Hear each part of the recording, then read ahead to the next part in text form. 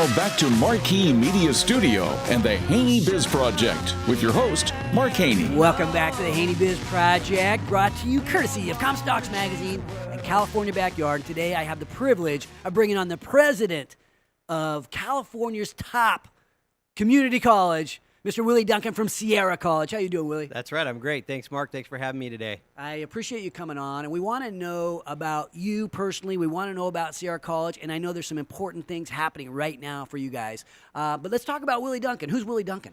Well, let's see. I mean, I'm the president of Sierra College, obviously you mentioned, but I'm a family man, wife and 3 kids, couple little grandkids, and Nice. and enjoy my time with them. That's why I do what I do. Okay, so when you're in your downtime, when you're hanging, what are you doing? What's it look like for Willy Duncan when he's not wearing the Sierra College hat? Because that's your work time, man. That's your banging time. Yeah, right? yeah, absolutely. Well, let's see. We have a little bit of property, so I'm usually working on my property. My wife keeps me busy. She says she likes to keep my head from getting a little too big, Yeah. working at the college. I So have I do that same sort of thing at the house. Exactly. And then, spend time with the family. I'm a big sports fan too, so Nice. pay attention to little sports and maybe get out, play a little golf, do some things like that. All right, so now what's banging look like at Sierra College? The president of this massive operation, what do you do to make Sierra College hum?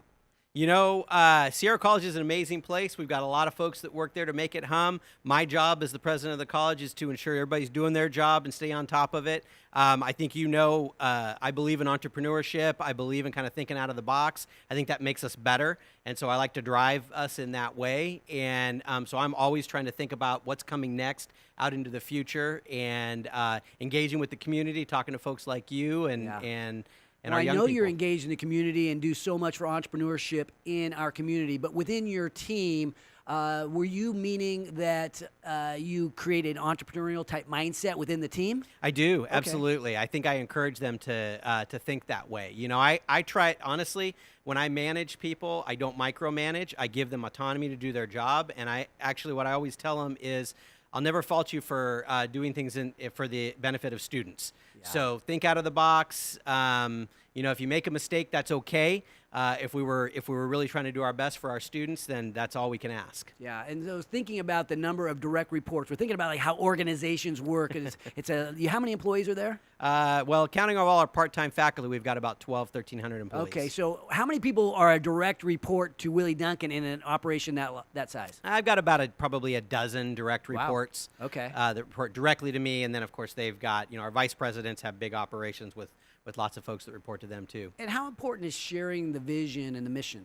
I think that's extremely important within any organization, especially one that size. It's really hard for things to permeate the entire organization, and you really want to impact the culture of the organization so that everybody understands the direction that you're going, and they can all work towards it.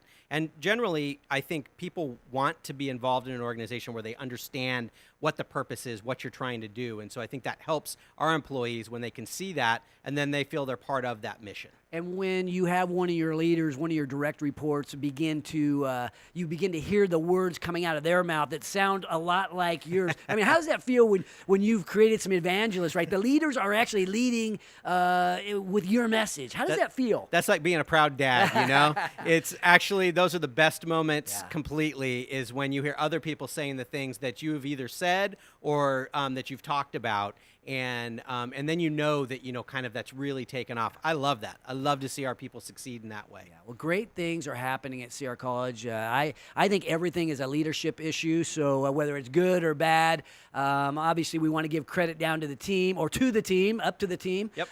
But it starts, I think, with leadership.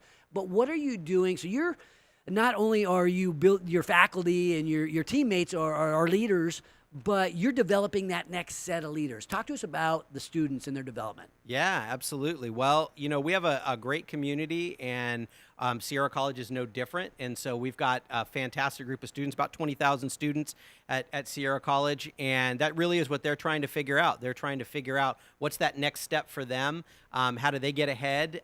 If they want to have a career and move into some sort of work, can they get the training from us, or can they transfer on to a 4-year from us? And so we're trying to help kind of instill those thoughts to them. You mentioned entrepreneurship. That's one of the things that we've been really working on. And the idea is really to instill entrepreneurship entrepreneurship ideas throughout our curriculum to all of our students. So it's not just a business student that wants to own their own business, but it's really for all students to start to kind of think that way. You know, as Marcus and I were talking before the show, I was thinking about how I learned, and I think I learned more from people or maybe experiences that happened to me, right? The School of Hard Knocks, or people that inspired me, not so much in the textbooks. How do you relate to that? Do you agree with that, or where do we learn most? The textbooks, or through people, or experience? You know what? I think it's got to be a combination, and you are absolutely right. Everybody learns a little bit differently, and so some people can sit down and read a textbook, get a lot of knowledge. That may not translate into being very applicable in the real world all the time, though. So I think you've got to also have that experience. I'm a big believer in work experience for students in high school, in college, because I think that gives you that that idea to understand. I mean, you're going to deal with people on a day-to-day basis, right? And so you have to learn how to do that. And the only way to do it is to actually practice it and actually do it. What do you think people learn most when they go to Sierra College? Oh my gosh. I mean, I say that because we're talking about people launching to that next part of their life, and then people there are transitioning, most of them out of high school. I know you have older people there too, but people are thinking about what they want to do with their life. Yeah. Right? Yeah, no, they really are. But you know, you mentioned it. We do actually have a pretty large percent of our population that comes back for retraining. Okay. And I think it depends on the program they're in. Some students come to us, they know they want to get a 4-year degree. They're really trying to explore themselves, figure out who they are, what they want to be. Other people come with the real direct. I mean, they want to be a police officer, and then our police academy. And they're getting really direct skills training that's going to allow them to come right out and go right to work. Whereas the other person that's really trying to explore is trying to get a broad knowledge base of a lot of different topics, kind of broaden themselves out. Some of the most successful people I know went through Sierra College, and I think some of the most successful people in Sacramento started off at Sierra College. But now you're looking to make some changes. You have a ballot on the initiative on the ballot that could help you to continue to migrate or grow the opportunities there at Sierra. What's going on? Yeah, we do. Measure E is on the ballot for this June, and it's a bond measure to help us reinvest into the facilities of the campus. I really look at it as an economic development initiative, because if you look at the programs that Sierra College has, we really are about training folks to go to work in our local community, or allowing them to get the base education they need to move on with their higher education career. So, but our buildings are old. 1961, when the campus was opened up, the original bond was passed in '57 to build it, and there hasn't been one since. So about 60 years of usage on the buildings, and we invest annually in maintaining them. But we need a bigger investment to really actually take those existing buildings and turn them into something that's going to last another 60 years, expand what we do so we can train more students, and add new buildings. There's some new things we need to be able to do too.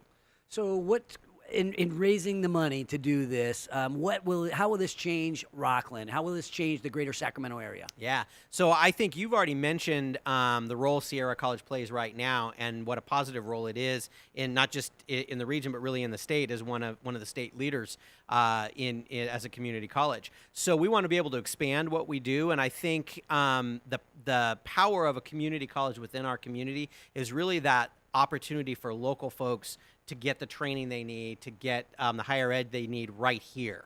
And, as we're trying to attract more business into this community, which means jobs, which means a growing economy for us, or as we're trying to support entrepreneurs, well, where's that workforce going to come from? It's going to come from Sierra College. You bet. And so we just want to be able to expand that opportunity. And so it provides an opportunity for local businesses and folks that want to locate their businesses here, but also for folks that live here. To be able to build their skills and develop what they do. Well, Sierra College does so much for the entrepreneurial community. You're invested into Hacker Lab, but you also do things at your school. I went and spoke to a group about entrepreneurial accounting. Talk to us about the importance of entrepreneurship for Sierra College. Yeah. So I really think entrepreneurship is a mindset.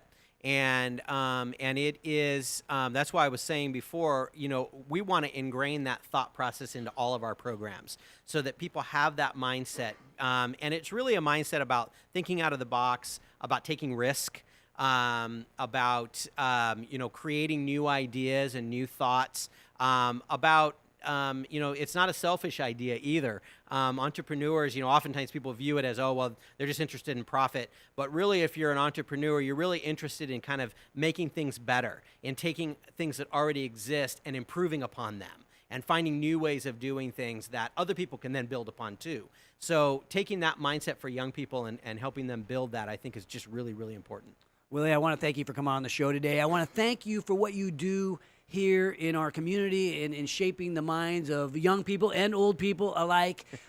Good luck on your ballot. I am on your measure. I am a supporter, big time, of Sierra College and what you are doing. So join the revolution at HaneyBiz.com. Brought to you courtesy of Audi Rockland and DCA Capital. This is the Haney Biz Project.